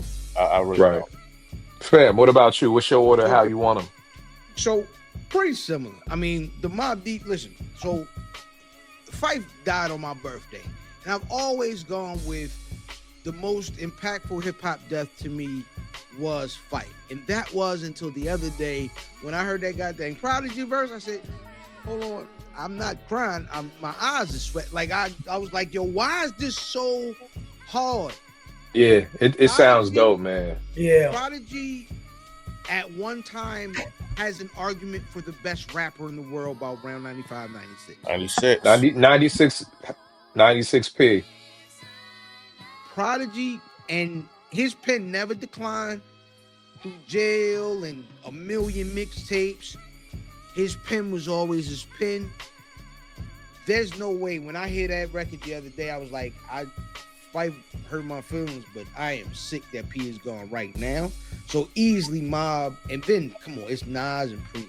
It's one of the biggest hip hop what ifs, right? What if they did an album? They've been talking about it forever. So it's got to be them. I'm a huge De La fan. De La's next, and it's not as bad as Slick Rick. But my expectations for Big L are zero. Because the last time we heard L in project form was Big Picture. And that album was so well done. Also because L was more of a 16 verse nigga. It may not be a great story, but he's giving you just joints, dope rhymes, dope beats, and that's what that was. They just all happen to fit together. So because we haven't gotten great posthumous releases, and that one has an argument for the top, it's good. It's good. But I don't have any expectations for it because I don't know what they got in the tuck. We could still be listening to Axe Beavers, I Get Nothing But Head, or it could be new verse. We never know. Right. And Tone, what you got for your order, bro? I mean, you know me, man. I'm still going at Nas Preemo first, only because I think it's gonna open up a lot of discussion about how great Nas and Hit Boy did with Magic 1 and KD3. Cause trust me, when this Primo and Nas album come out, it's gonna immediately get compared to the Hit Boy shit. I've talked about this before. That's gonna happen. It's gonna be the talking point, all different podcasts and platforms and all this shit. That's gonna happen. We So know it's gonna have gonna to happen. fight Mad Slander. Oh yeah, that's my guy. I'm gonna have to fight. That's my guy. We're gonna definitely get it in, but that's gonna happen with the compare. But I'm interested to see, can they really pull it off? Because I think it's gonna. I'm nervous, man, because it's gonna be really hard for Nas and Primo to outdo the shit that he's done recently with Hit Boy. And I don't want this to end up being a situation where, you know, I retweeted some old I did today about that Nasir shit. You know, you got Kanye West at his height after doing Daytona and all this kind of stuff around the time and all that, and Nas, and you put that Nasir shit together. It's not engineered. It sounds like just threw shit together. I was just so disappointed. He has a couple of good songs on there, but when you think about Nas and Kanye, and you think about Still Dreaming on like Hip Hop Is Dead or whatever, and then I believe, and then like the joint We Made You on Late Registration, y'all come up with that album. I'm hoping that Nas and Primo don't drop the ball. After that, I'm gonna go with this Mobb Deep. After hearing that song, man, and hearing P's voice again, and I'm excited to hear what Havoc and Alchemist do with that. And they saying, you know, these are P verses that haven't been officially released. So you're gonna hear a lot of. It's not gonna be like, oh, it's a remix of Survival of the Fittest or some shit. You know, it's some other shit. So that De La, I'm a huge De La fan, man. I still play the Grind date a lot. You know what I'm saying? And 3 Feet High and Rise was the first album I bought with my own money. You know what I'm saying? So I'm a huge De La Soul fan, man. So can they pull it off? How many unreleased verses from Dave? I'm interested in hearing that. And De La is an old school group, man. So maybe they do have a lot of work that was just never released. They had a lot of label issues with Time and Boy and all that shit over the years. Maybe they have a lot of music and we're gonna get to hear it on this album. The Big L situation, as far as being last, the Big Picture was the perfect send-off for Big L. You know what I'm saying? I felt like that's the last of his great music. I don't know. Are you gonna pull out some old shit he was doing with Lord Finesse in '93? You know what I'm saying? Before he hit his peak, I don't think Big L got no new verses. So are you gonna go back to Lifestyles and Poor and Dangerous and pull verses from that album, because that was kind of some bland production to a degree on Lifestyle. So I just don't think that he has any more music. So I'm really interested to hear. Maybe something we don't know, but I thought The Big Picture was the perfect send-off to say, man, rest in peace, Big L. He was, had talent.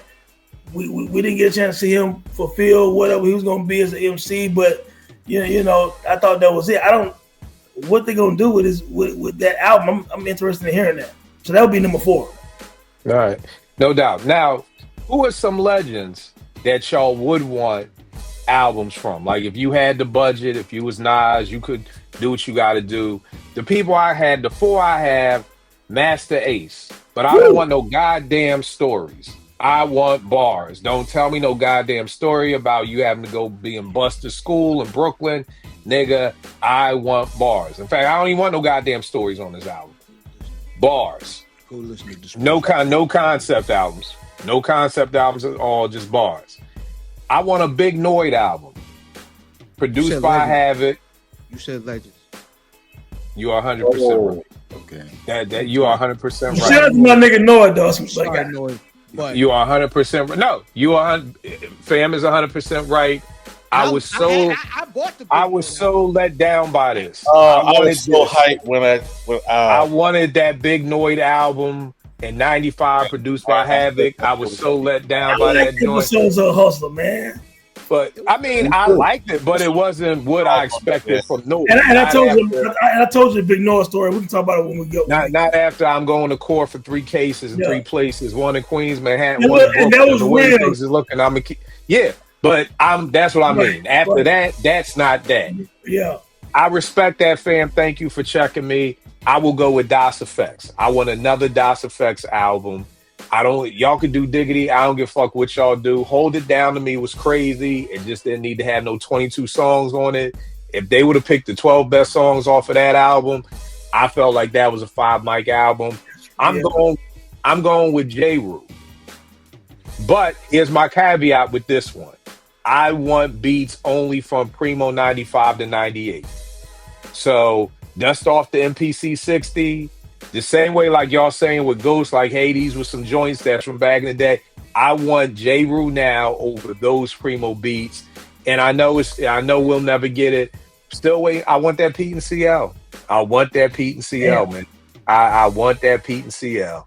To the point I know. I'm ready to just have somebody breaking Pete crib, just steal 50 beats, send them shits to CL. CL, pick 12 for this album, pick 12 for another album, pick 12 for another album. And then every year for the next 3 years, we get a Pete and CL album. Pete can sue him, whatever. But that's what I would want. So my four would be Ace, Das Effects, J. Rue, and the Pete and CL album Vague. What four legends?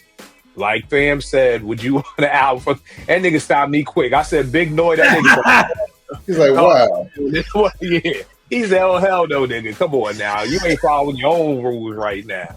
So what four legends would you want if you had the money, the budget to just help them do whatever they want to do with it? Who would they be? Right at the top, a guy who said he wasn't doing it, Scarface. Damn it. That man pen hasn't changed. His voice still sounds the same. He sound active even when he's not trying to be active. May not have listened to his last album. You should, because it was crazy, and he hasn't lost a step. So I think that would just not only reinvigorate him, but also remind people of Scarface and his music. G-Rap with some proper production. Yeah. I swear he had an album that was coming out. I like the cover. He kind of looked like the original Coke rapper was coming out for one more deal, and the beats just wasn't there. You know what I'm saying? So give Kool G-Rap what he needs to really succeed. Outkast. Give me one more. One more. Just to, okay, y'all talking about my flute and my piano on my back? Watch this. Okay? Just give me one more. I know 3 Stacks will go crazy because he might be motivated by a little bit of anger. Like, yo, why you hating on me? And get busy. So, and we know he can. And lastly, Beanie Siegel, but let the man use the AI. He writing the bars. You heard the new joint he got with Free and the other boy from Philly? Yeah. He wrote AI. Yeah, with the AI. Yeah.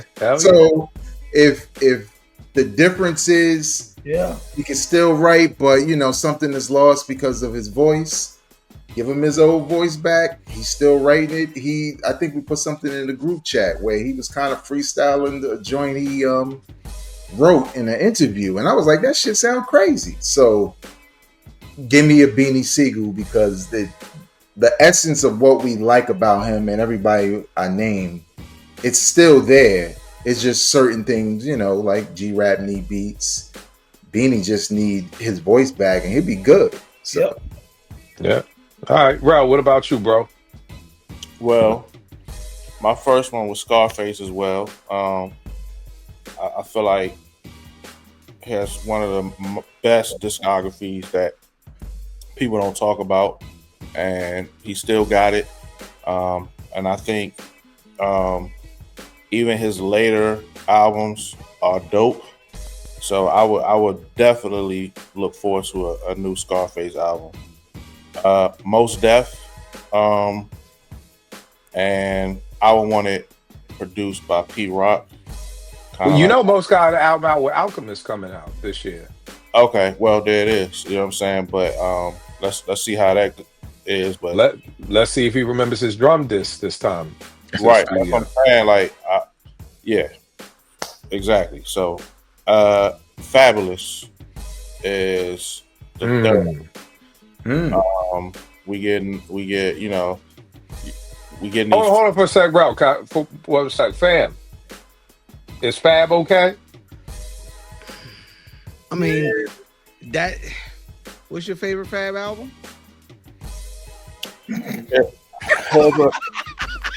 Well, here's what I was going to say before I got cut off.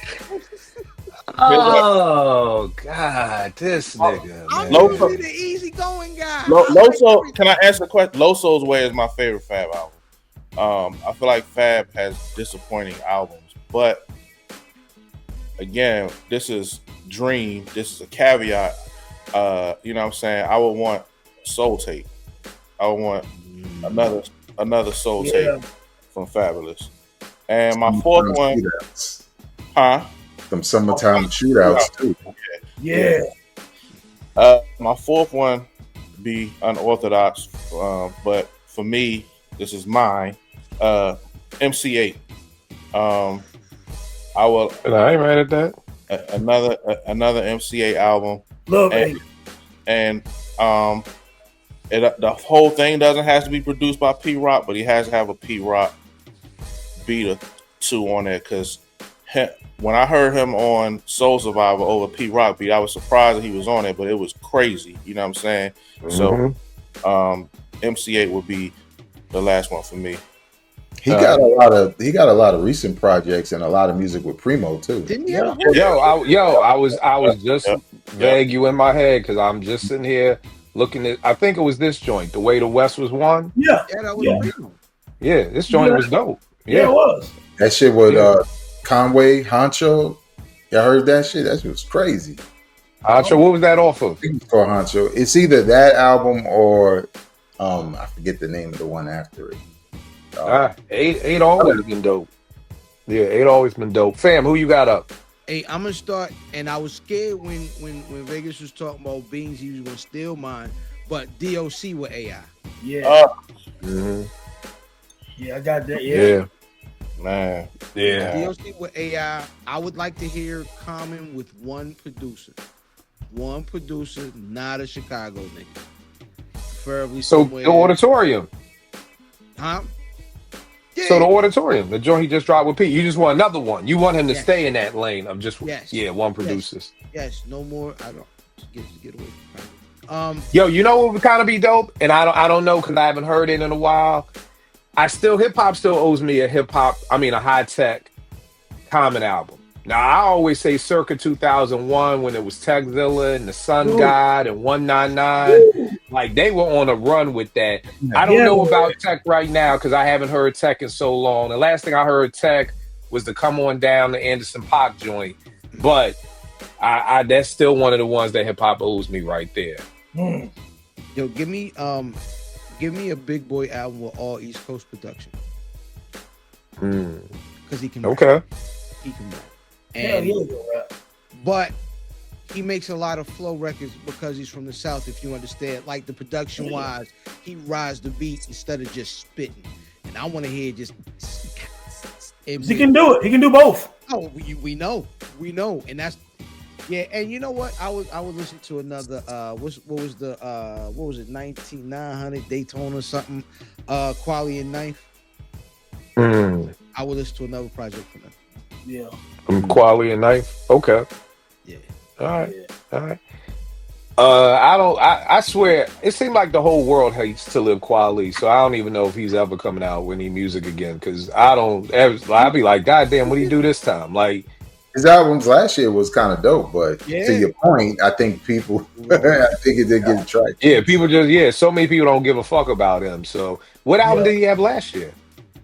He had one with Madlib called, I think, Liberation.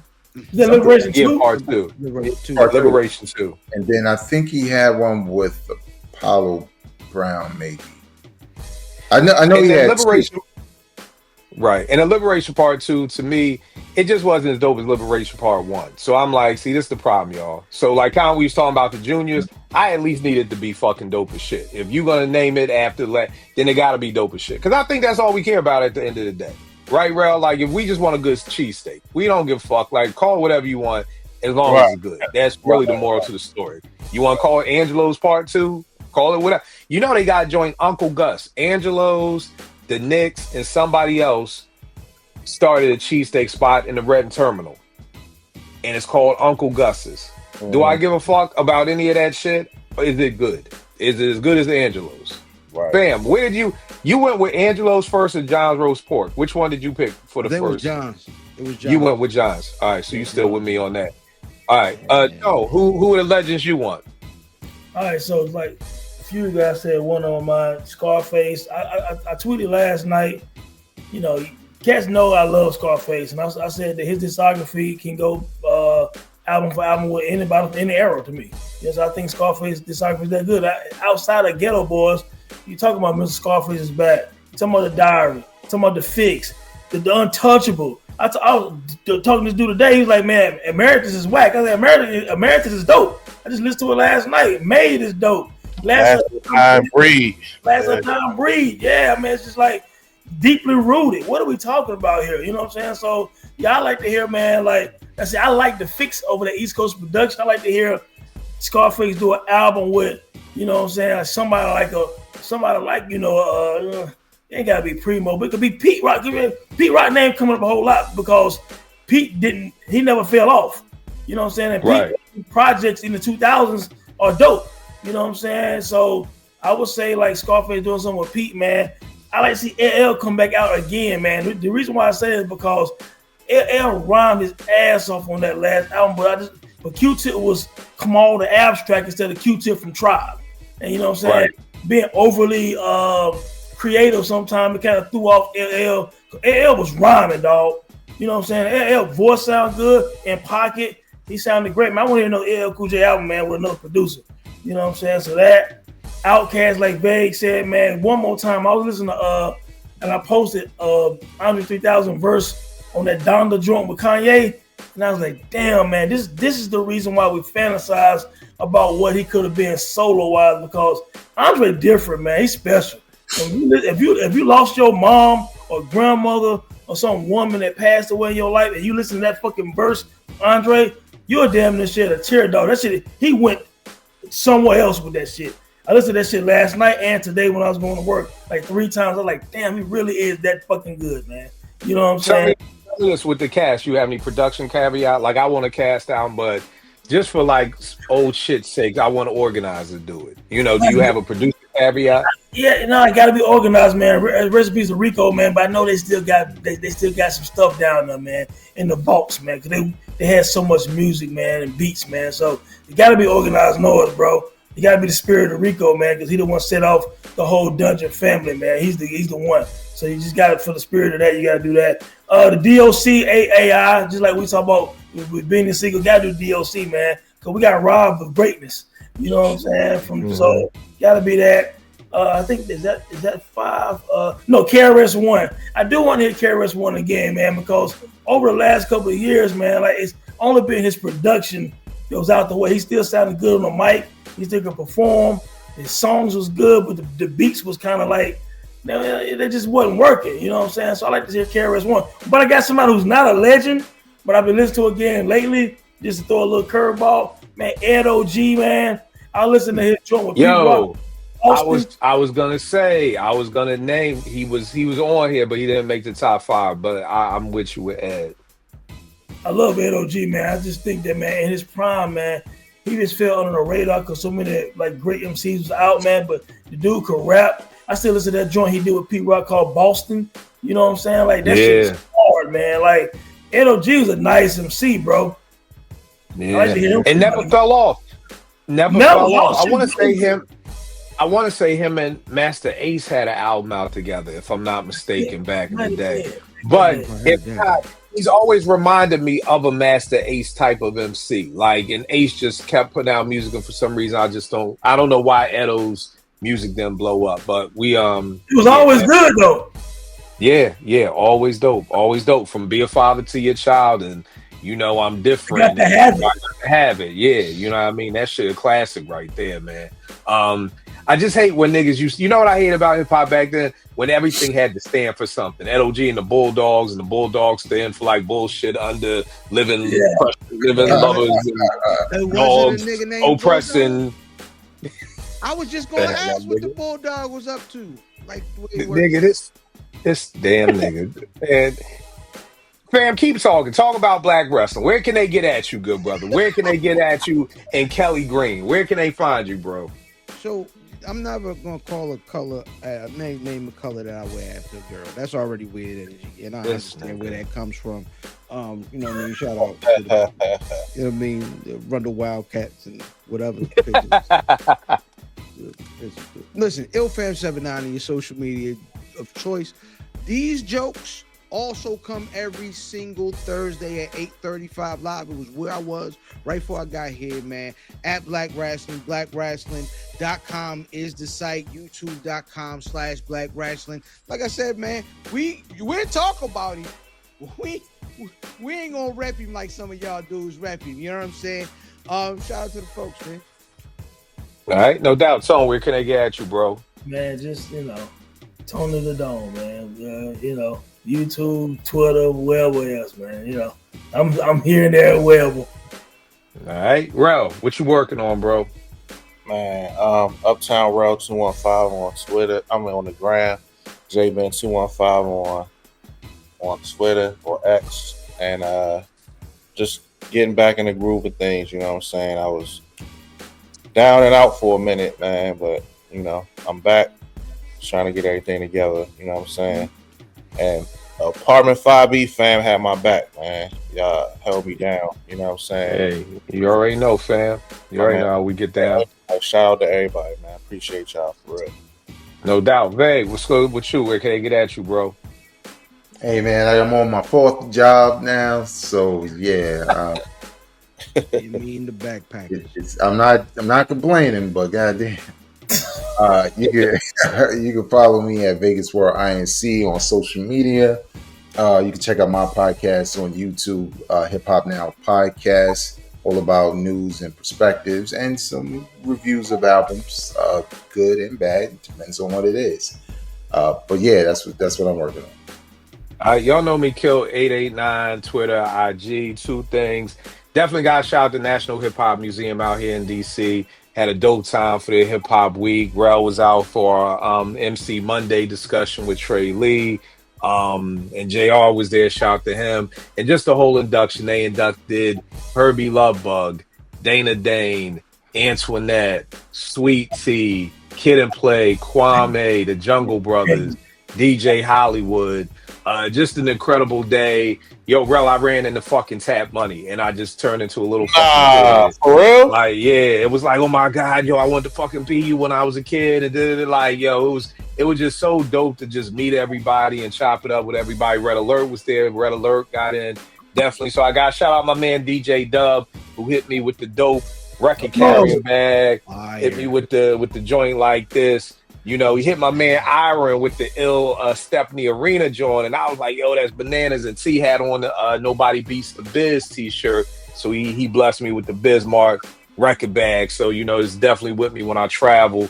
Always gonna keep this in the suitcase for when I go digging. And then 2, we got a documentary that's out about my work with the kids in the neighborhoods called Killing the Kids. We just got accepted into our 2nd film festival. We're about to put it in the South by Southwest. So just dropped the trailer. And it's just got picked up by WETA, which is like a public, I think it's like PBS. So It's gonna be on TV starting in October. So definitely a dope doc. It's about one of my kids who's like a son to me, Tay, got murdered 7 years ago. So part of it's about him, and another part is about one of my new kids whose name is Tay also, who is dealing with some shit that we working with him through. So definitely a dope documentary. I'm excited that so many festivals are picking it up. So, trying to get some burn with this. So definitely check that out when it comes. And I will check y'all next week, good peoples.